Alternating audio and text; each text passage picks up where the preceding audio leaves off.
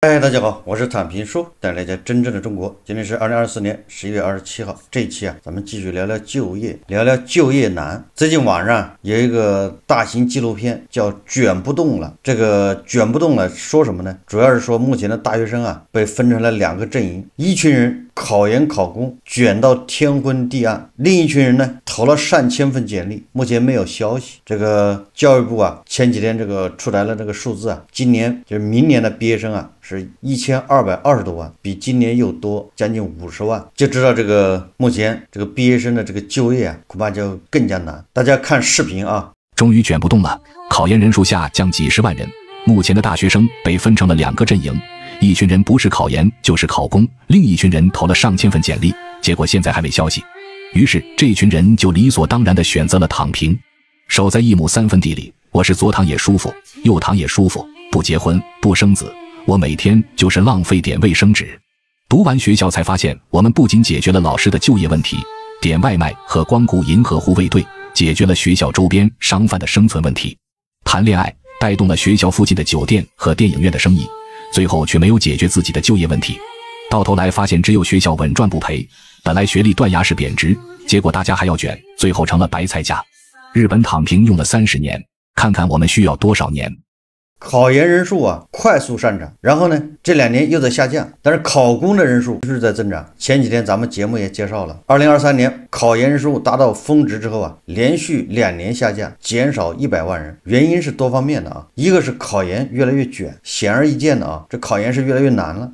虽然考研规模就是招生的规模在扩大，但报考人数增加幅度远远超过录取规模的上涨，所以造成虽然报考人数在下降，但是联考的国家线还有各高校复试线却不降反升，也就是说少的那100万不改竞争剧烈的这种现状。第二个呢，就是当前就业形势下，研究生学历能带来的就业优势并不明显，与其继续深造，不如先努力实现就业。即便是研究生毕业，即便你考上研究生，3年以后同样面对就业难题，时间、精力和资金的投入并不一定能换来超额的回报。还有叫非全日制研究生招生规模也在不断扩大，而且也得到了越来越多的认可和肯定。也就是说你不一定说大学毕业马上就去考研，你可以先找工作，工作找好了你就上班，如果上班过程中又失业了又找不到，你可以接着再去考研。也就是说工作以后你如果还想提高学历，也是有途径的，而且路是越来越顺，障碍很小，所以这也让那些大学本科毕业生面对考研有了更多的选择。第三一个就是研究生招生结构发生了重大变化，专硕的招生比例持续上升。相比于学硕专硕的学费比较高，一些高校的专硕学费恐怕是10几万20万的，但是相比较它以后的就业，钱似乎花的不值，性价比回报率都很低。但是考研人数在下降，考公的人数持续增长，因为现在大部分人还在固执的认为公务员编制还是个铁饭碗，相对稳定。事实上完全不是这么回事。我想恐怕要不了2年，考公热也要降温。不要说考公热就连现在考大学都已经不怎么卷了，也就是很多人越来越多的人开始醒悟，既然研究生都没用，本科生难道就那么吃香吗？最近网上有一篇海淀某学校的老师发帖，他说鸡娃的性价比正在下降。也海淀的这些妈妈在网上不很出名吗？海淀妈妈现在对鸡娃的兴趣和认识也发生变化了，就是因为鸡娃的性价比现在正在下降。老师说最近又迎来了史上最难就业季，1000多万大学生又涌入就业市场。然后他说据说交通银行北京分行第2轮面试的签到表上总共有38个人，这是交通银行北京分行面试。38个人中，清华大学16个，北京大学16个，复旦大学3个，剑桥大学1个，耶鲁大学1个，伦敦政治经济学院1个，一共38个。就是交通银行北京分行面试，你说还有什么其他985、211的事吗？都是北大清华包圆了。这还只是第2轮面试，除了清北和几个世界名校以外，就只有1个复旦，其他985大学已经一一个都没有。关键是这38个人，第二轮面试还要刷掉很多啊，只能用神仙打架来形容这种高端局。交通银行北京分行招聘啊，他不可能说只招清北的，也就是说啊，其他985大学肯定有很多人也报名。那这些人在简历第一次筛选的时候，还有第一轮面试中全部被刷掉了。关键啊，他这38人的名单中，36个硕士，2个博士，连一个本科生都没有。你看，只要清北的硕博，这就是当下实际情况。本科生根本找不到理想工作，不用说进入交通银行北京分行这种高大上的国企，实际上银行啊，现在日子也不好过，都是表面上光鲜，进去之后就知道了什么叫无力感，什么叫焦虑，什么叫无能为力。这个连许多18线小城的中学招聘老师都是硕士起步，读完本科不读硕，找工作时举步维艰。回到前面那个问题，形势再这么发展下去，或许全民鸡娃将成为历史。未来可能出现的情况是，富人继续鸡娃，去竞争那几所顶级大学名额，普通人大量躺平，主要靠孩子天赋啊。这是海淀的一个老师啊，他的观点。实际上清北的硕士本身，对吧，这个卷的就更厉害，你根本考不上，考一个普通的硕士啊也没什么用，卷不动了。归根结底啊，说来说去都是就业难，好的工作岗位越来越少，对吧？你说端盘子洗碗打螺丝这些岗位还是有，但是读了本科读了研究生的谁愿意去呢？所以说优质的工作岗位在减少。根据这个国家税务总局数据显示啊，今年前3季度企业新办522万户，也是今年前9个月一共注册啊新成立的企业522万户，这什么概念呢？跟去年比下降了 8.3%， 下降 8.3%， 什么概念？对吧？一个企业要招多少个人呢？对吧？平均一个企业招3个人，这也是1500万工作岗位没了啊，不是，就是下降了 8%， 岗位是不是在减少？这是新办企业，现在还在存活的企业呢，它还在裁员。11月25号，从内部知情人士处得知，运动科技公司 Keep 上周开始进行一轮裁员，此次裁员幅度在10%到15%之间。这个是一家运动科技公司。这一轮裁员大背景仍然是 Keep 在推进有力度的降本增效。有员工透露这一轮降本增效力度大，堪比2019年进行的1024裁员。2019年 Keep 在裁员前削减了员工的免费午餐，这一轮裁员中 Keep 也不再免费向员工发放诸如抽纸巾等办公用品，也就是在节流降本增效实际上没有企业愿意动不动就裁员，都是活不下去，只好减员增效。大家可以把这个搜索打开，你只要搜裁员，到了年底了，这个裁员的新闻特别多，各种各样的花式裁员，都是活不下去，没有办法，这叫自救。你比如说今天这个网上流传不知道真假，是比亚迪向所有的供应商发邮件发通知，要求供应商2025年降价10%，而且还说了不准回邮件。这个恐怕很多人都知道了这网传了说增进的合作伙伴，感谢贵公司长期以来对比亚迪汽车的大力支持。2024年11月18日，在比亚迪成立30周年之际，比亚迪汽车成为全球首家达成第1000万辆新能源汽车下线的车企。这既是比亚迪全新里程碑，也是中国汽车工业史上新的里程碑。2024年10月，比亚迪汽车销量突破50万辆，1到10月累计销量超过325万辆，同比增长达 36.5%， 预计全年将突破420万辆销量大关。比亚迪汽车销量不断突破，得益于技术创新、规模化优势和低成本供应链。2025年，新能源汽车迎来重大机遇的同时，市场竞争也将更加激烈，进入大决战淘汰赛。为增强比亚迪乘用车竞争力，我们需要整个供应链共同努力，持续降本。因此，我提出如下要求：贵司所供货产品从2025年1月1日起降价10%，请您和团队务必认真对待，切实挖掘降本空间，积极推动要求达成，尽快对接比亚迪资源开发团队，在12月15日前通过 SRM 系统将降后价格报给我司。后面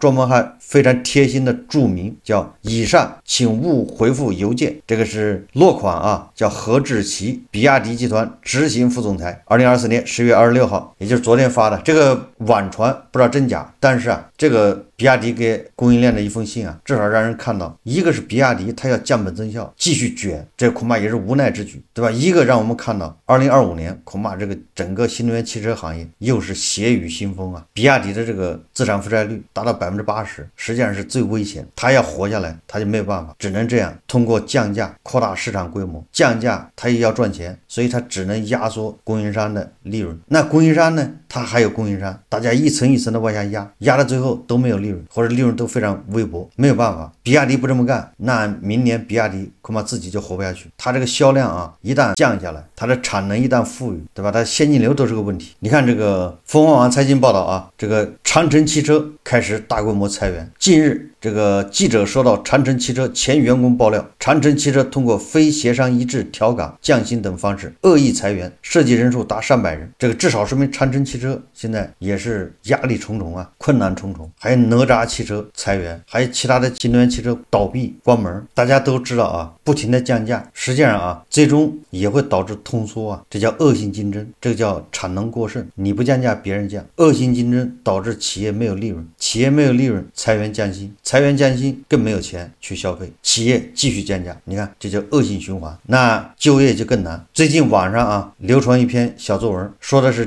电视台发不出工资，34岁被裁。关于电视台发不出工资，咱们以前也一直在说啊，现在所有的卫视，包括央视啊，收入都在下降啊，其他的卫视什么市的县一级的那个电台啊，或者叫融媒体，根本就发不出工资，连央视都困难，你就想一想其他的这个电台。湖南广电8年生编导，我的青春都扬在热爱里，本以为会一直在这一行深耕下去，但这几年传统媒体越来越艰难，碰上芒果台全台降本增效啊，这芒果台在全国对吧，这个省一级或者叫卫视里面，那绝对是响当当排名前1、2的，连它都要降本增效。我所在的内容生产部门被一锅端，34岁的我因此喜提人生第一个 N+1。我刚才说央视都扛不住，就说芒果台直接就裁员增效，干了8年的回家了。你说3年前他能想到这事吗？想不到。3年前他认为芒果台能进去，那就是铁饭碗，多么光荣的一件事啊！3年后下岗了，所以这个就告诉我们啊，不要老想着什么铁饭碗，没有稳定的地方。当然了，这位被裁的34位员工啊，他也回忆了啊电视台的光辉时刻。他说当时是人脉广，受增进且工资比较高，但也卷，非常难进，也非常难转正式员工，且加班甚至通宵是常态，身心俱疲啊！大家都自嘲是电视民工，也就是说这个电视台高光时刻，你想进去根本就进不去。如今整个传统行业就是媒体行业啊，可以算夕阳产业。虽然许多人还是会在意这个光环，但生存都成了问题。要这个光环有什么用呢？关于工资啊，曾经辉煌的时候确实可观，奖金发到手软，连公积金都有2000加。当时硕士毕业还在劳动派遣期的我，就是被裁的这个34岁的员工，他说最多的时候能月入2万元，正式员工就更不用说了。可惜本人劳派2年转正后，电视台就开始走下坡路，全员降薪，公积金砍半，不发绩效都经历过。大家拿着2000出头的基本工资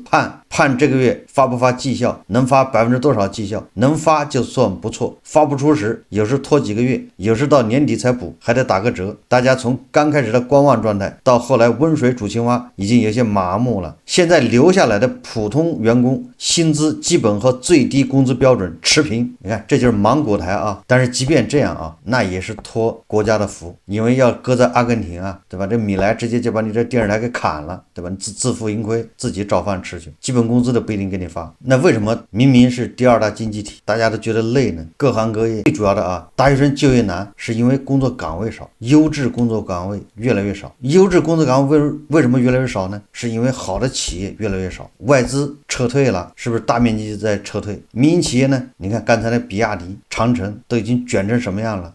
疯狂的在减员增效，在这个压供应商的空间，他们活得很艰难。为什么活得很艰难呢？是因为有大量的财富啊被浪费了。关于这个财富浪费啊，我们可以看看这个马斯克他是怎么说的，大家看视频。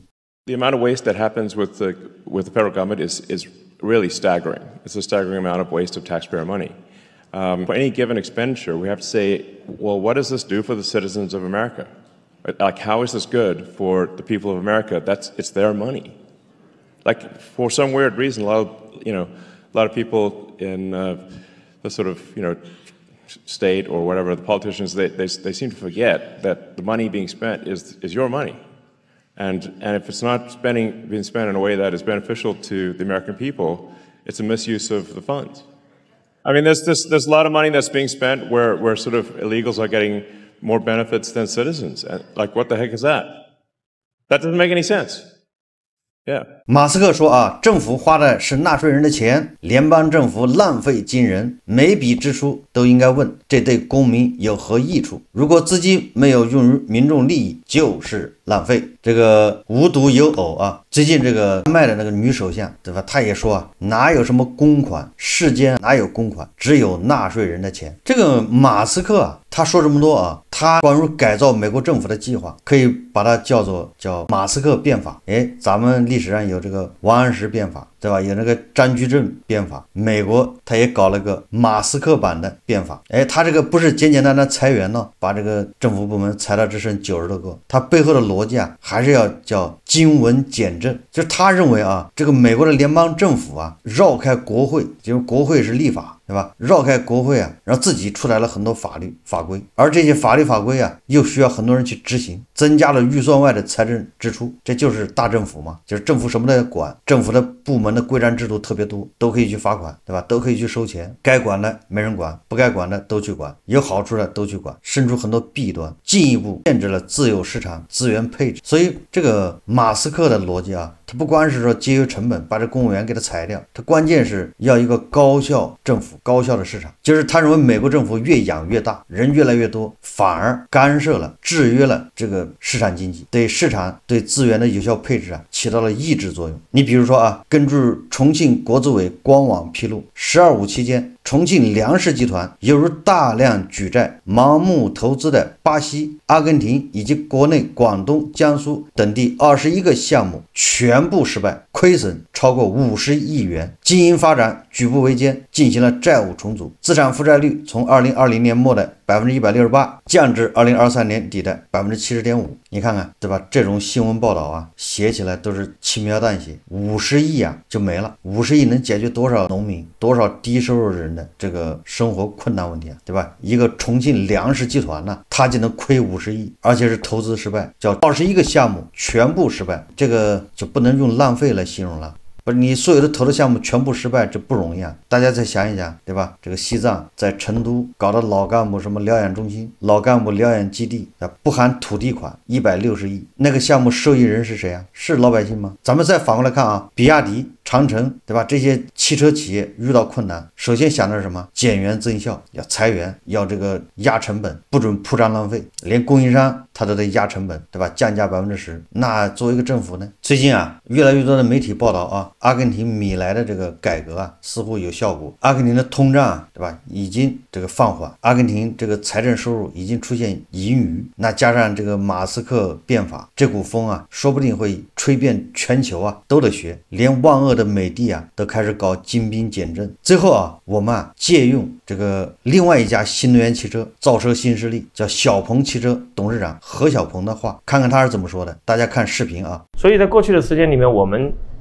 特别是我做了很多的反思。实际上，一家企业绝大部分的问题都是在管理上，而管理的最重要的核心原因可能在高层上，也就是一把手上。我认为公司最大的问题在我上。这个何小鹏说的非常有道理啊！一家企业绝大部分问题都在管理层，特别是高层领导，遇到困难时不能一味归咎于外部环境，要从管理层自身找原因，对吧？更多的问题是在何小鹏这样的一把手身上。哎，这是何小鹏自我这个反省啊，自我总结，我觉得总结的非常到位。好，这期节目我们就聊到这里，感谢大家收看。如果喜欢我的节目，欢迎订阅、转发，也可以在下方留言评论，谢谢大家。